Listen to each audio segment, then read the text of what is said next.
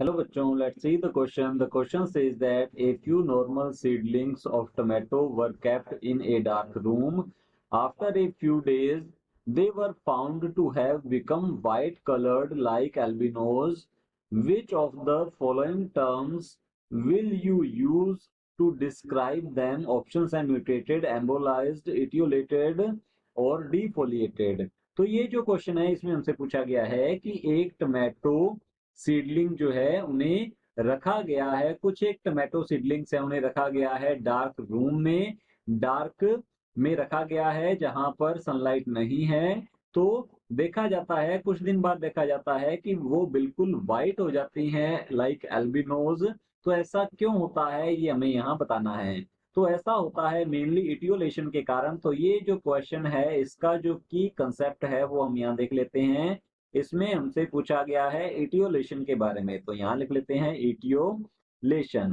अब इटियोलेशन का मीन क्या होता है ये हम देख लेते हैं। अगर कोई प्लांट है तो यहाँ हम लिख लेते हैं, अगर कोई प्लांट है या कोई सीडलिंग है तो यहाँ प्लांट का हम एग्जांपल लेते हैं। प्लांट को अगर कुछ दिन तक डार्क में रखा जाता है, तो डार्क में अगर रखा जाता है कुछ दिन तक तो क्या होता है उसमें मेनली जो क्लोरोफिल फॉर्मेशन है या क्लोरोफिल का सिंथेसिस है वो इनहिबिट हो जाता है। तो हम यहाँ कह देंगे कि क्लोरोफिल, क्लोरोफिल जो कि एक फोटो पिगमेंट होता है, तो यहाँ लिख लेते हैं क्लोरोफिल सिंथेसिस जो है, क्लोरोफिल सिंथेसिस ये इनहिबिट हो जाता है, ये रुक जाता है।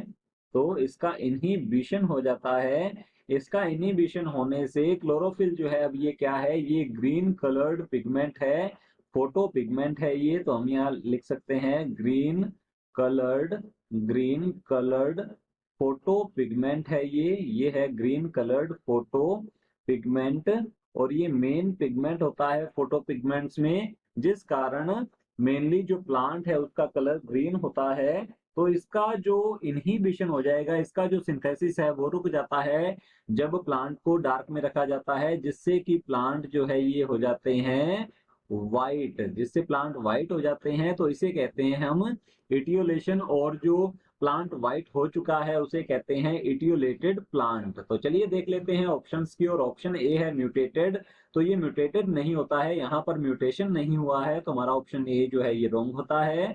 ऑप्शन बी है एम्बोलाइज्ड। एम्बोलाइज्ड का मीन होता है, इसका मीन है कि अगर जाइलम और जाइलम वेसल और ट्रैकेट्स जो हैं उनमें एयर बबल आ जाता है जिससे कि वो ब्लॉक हो जाती हैं।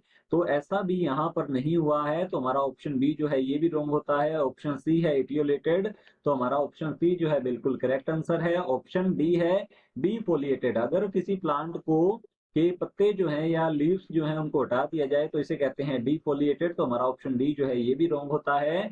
Option C is the correct answer. Hope you understood it well. Good luck, thank you.